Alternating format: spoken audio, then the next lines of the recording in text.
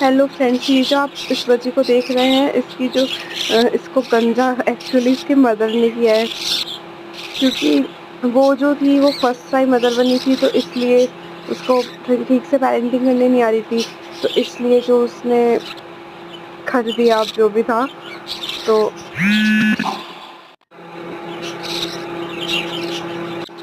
आप चैनल पे और भी वीडियोस को ज़रूर चेकआउट करें और चैनल को सब्सक्राइब करें।